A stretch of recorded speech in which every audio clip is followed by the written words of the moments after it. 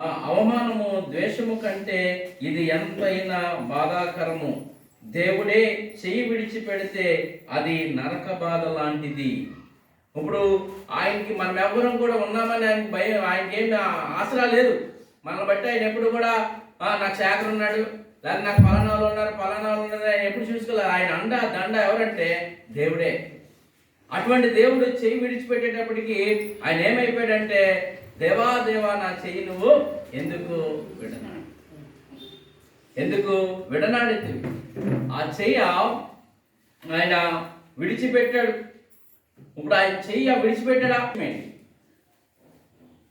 ఆయన ఎందుకు విడిచిపెట్టాడు? ఒకటి, ఆయన విడిచిపెట్టకపోతే ఏం జరుగుతుంది, ఆయన విడిచిపెడితే ఏం జరిగింది, ఆయన ఎంతసేపులో మళ్ళీ ఆయన క్యాచ్ చేశాడు అన్నది ఇది మనకి తెలియాలి. నన్ను ఎందుకు, నా చెయ్యి ఎందుకు విడనాడాడో మనకు తెలియాలి. ఆయన విడనాడడం దేనికి? ఆయన సిలువలో ఉన్నాడు కదండి. జస్ట్ అలా ఆలోచిద్దాం. ఆయన చెయ్యాలి సంబంధాన్ని కోల్పోయినందుకు ఆయన అడుగుతా ఉన్నాడు, దేవా దేవా నన్ను ఎందుకు చెయ్యి విడిచి? ఒకవేళ ఆయన చెయ్యి అలాగే పట్టుకొని ఉంటే, ఆయన నీ కోసం నా కోసం ఇక్కడికి వచ్చిన కార్యం జరగదు. ఆ క్షణాన్న ఆ టైంలో ఆయన విడిచిపెట్టడం బట్టే నీకు నాకు పాప క్షమాపణ అన్నది జరిగింది. లేదనుకోండి అది జరగదు. అది జరగాలనే తండ్రి తన కుమారుణ్ణి ఆ సమయంలో చెయ్యి విడిచిపెట్టడం జరిగింది. ఇప్పుడు ఇలా విడిచిపెట్టిన దేవుడు ఒక రోజున నమ్మని వారికి పనిష్మెంట్ గా ఒక మాట అడుగుతాడు, నువ్వు నా కుమారుని నువ్వు అంగీకరించావా లేదా? అంగీకరించావా? సరే, నీకు ఆయన సిద్ధపరిచింది అంటూ నువ్వు ఉంటావు. అంగీకరించలేని వాళ్ళకి కూడా సిద్ధపరిచి చేశాడు, వాళ్ళు అందులో ఉంటారు. వీళ్ళు అంగీకరించిన వాళ్ళంతా నిత్యము ఆనందంతో ఉంటారు, అంగీకరించిన వాళ్ళు నిత్యము దుఃఖంతో వాళ్ళు ఉంటారు. పళ్ళు కొరుకోవడం ఇవన్నీ అక్కడ మనకు కనబడుతూ ఉంటాయి. నేను మీకు ఒక పదాన్ని, ఒక వాక్యాన్ని చెప్పడానికే మనకు టైం పడుతూ ఉంది. మనం ఇంకా నెక్స్ట్ క్లాసెస్ ఉన్నాయి మనకి. నెక్స్ట్ మనం వెళ్ళవలసిన పనులు. చదవండి, బాగా చదవండి. ఆయన 8వ వచనంలో అంటాడు, యెహోవా మీద నీ భారము మోపము, ఆయన వానిని విడిపించునేమో.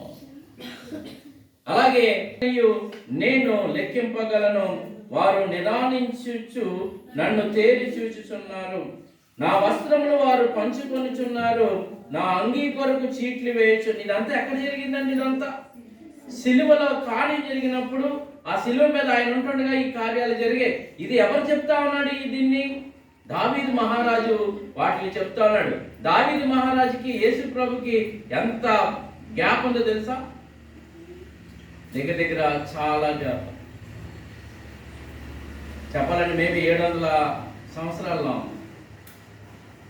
700 సంవత్సరాలు. అంత గ్యాప్లోని ఈయన అంతకుముందు ఆయన గురించి చెప్పడం, ప్రవచనం, ఈ ప్రవచనం అంతా నెరవేర్పు యేసుక్రీస్తులో జరగడం, వాళ్ళు ఆ విషయాలన్నీ కూడా మనకి చెప్తా ఉంటాడు. తర్వాత ఇందులో కొన్ని వంశస్థులారా మీరందరూ ఆయనను ఘనపరచుడి, ఇశ్రాయేలు వంశస్థులారా మీరందరూ ఆయనకు భయపడు. రాత్రి మనం చదువుకున్నాం, యోధా గోత్రం వారికి, యాకోబు సంతతి వారికి ఏం కలిగిందంటండి? శ్రమ కలిగింది. ఇర్మీయా గ్రంథంలో రాశాడు ఆ మాటలని చెప్పుకున్నాం. వారి మీదకి నాశనము వచ్చినట్లు వచ్చినా అయినను వాటిలోంచి తప్పించింది, రక్షించింది ఎవరంటే ఈయన. ఆ విషయాలు మనం చదువుకున్నాం కాబట్టి 25 అంటాడు, మహా సమాజంలో నిన్ను గురించి నేను కీర్తన పాడేదను, ఆయన యందు భయభక్తులు గల వారి ఎదుట నా మొక్కుబడులను చెల్లించేదను. ఎవరి ఎదుట మీ మొక్కుబడులు చెల్లించాలి? ఆయన యందు భయభక్తులు గల వారి ఎదుట మీ మొక్కుబడులు చెల్లించాలి. ఆయన సమాజంలో మన బయట జరుగుతున్న జ్ఞాపకం చేసుకొని ఇలా ఇక్కడికి రా తిరిగెదరు. యెహోవాదే అన్యజనులలో ఏలువాడు ఆయనే, భూమి మీద వర్ధిల్లుచున్న వారందరూ అన్నపానములు పుచ్చుకొనుచు నమస్కారం చేసెదరు. తమ ప్రాణమును కాపాడుకొనలేక మట్టి పాలగు వారందరూ ఆయన సన్నిధిని మోకరించెదరు. ఒక సంతతి వారు ఆయనను సేవించెదరు. రాబోవు తరమునకు ప్రభువును గురించి వివరించరు. వారు వచ్చి ఆయన దీన్ని చేసినని పుట్టబోవు ప్రజలకు తెలియజేతరు. ఆయన నీతిని వారికి ప్రచురపరుతురు. ప్రభు అయిన యేసుక్రీస్తు వారు చేసిన సిలువ కార్యాన్ని రాబోయే తరాలకి మనం అందిస్తా ఉన్నాం. ఇప్పుడు నెక్స్ట్ అందిస్తున్నాం. ఇది సరిగ్గా అందించలేదు అనుకోండి, వాళ్ళు కూడా తప్పుదారి పట్టేస్తారు. మీరు విన్నారు, మీరు సరిగ్గా వినలేదు. మీకు ఏదో చెప్తే మీరు విన్నారు, కానీ వీళ్ళకి చెప్పేటప్పుడు మనం ఏం చేయాలంటే కరెక్ట్గా చెప్పాలి వాళ్ళకి. వీళ్ళు ఎవరంటే లేదా దేవుని స్తుతించి ఆరాధించడం గురించిన విషయాలు మనం చూస్తూ వచ్చాం. ఇదంతా కూడా ఈ కీర్తన ఎవరికి అంటే ప్రభు అయిన యేసుక్రీస్తు వారు జీవితంలో జరిగిన విషయాల గురించి, జరగబోయే విషయాల గురించి దావీదు ముందుగా ఎరిగి ప్రవచనం ఎత్తి రాసిన విషయాలు. దేవుడు మీ వెనుకల్లో ఈ మాటలు దీవించునుగా.